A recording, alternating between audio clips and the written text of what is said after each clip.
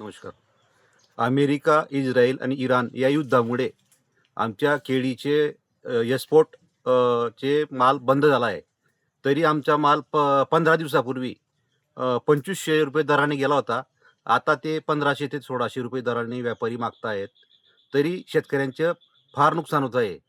तर या युद्धामुळे काही गोष्टी या शेतकऱ्याच्या मानगुटीवर बसल्या आहेत.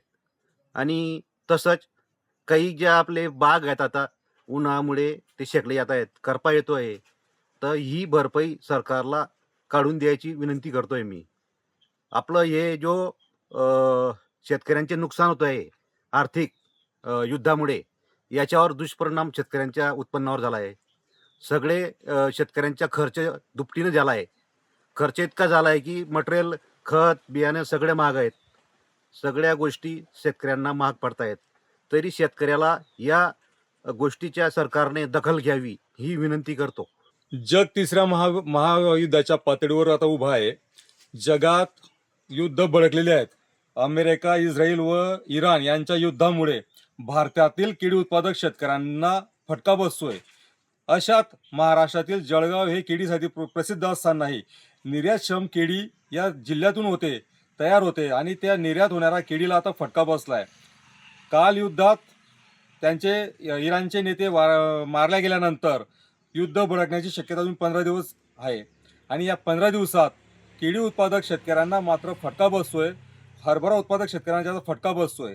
तशात इस्रायल हे शेती तंत्रज्ञानासाठी प्रसिद्ध असताना इस्रायलमधून भारतात येणारे जे कृषी उत्पादन होते त्यांची आयात बंद झालेली आहे. त्याचा फटका सरळ भारतातील शेतकऱ्यांना बसतोय. याच्यासाठी आमची मागणी असेल सरकारला की भारत सरकारने हस्तक्षेप करून हे होणारं युद्ध कसं थांबवता येईल व भारतातील शेतकऱ्यांना त्याचा फटका कसा कमी मिळेल, दिलासा कसा देता येईल याच्यासाठी पावले उचलावीत अशी आमची मागणी आहे. माझा माल आजच्या 15 दिवस आधी 2500 क्विंटलने गेलेला होता केळी माल. पण आज अख्ख्या देशामध्ये युद्ध सुरू झालेलं आहे. त्या युद्धामुळे आजचे मालाचे भाव मी आज व्यापाऱ्याला विचारलं सकाळी, तर आज त्यांच्या म्हणणं निर्यात बंद झाल्यामुळे तुमच्या माला भाव आता 1500 क्विंटल भाव भेटेल. एक सरकारला एक विनंती अशी आहे की युद्धबंदीसाठी काय करता येईल केंद्राकडून आपल्या, तर ते सरकारने केलं पाहिजे. कारण की येणारा माल आता येणाऱ्या ज्या रमजान महिन्यामध्ये अख्ख्या देशामध्ये सर्वात जास्त मागणी रमजान महिन्यामध्ये असते केळी पिकाला. तर शेतकऱ्यांना ह्याच महिन्यात तो भाव भेटतो रमजान असल्यामुळे. तर सरकारला एक विनंती आहे केंद्र सरकारला, तर या युद्धबंदीवर काय तोडगा काढता येईल तर केंद्राने लवकर काढावा व शेतकऱ्यांना जो फटका बसेल केळी पिकामध्ये तो बसणार नाही, ही एक विनंती करतो.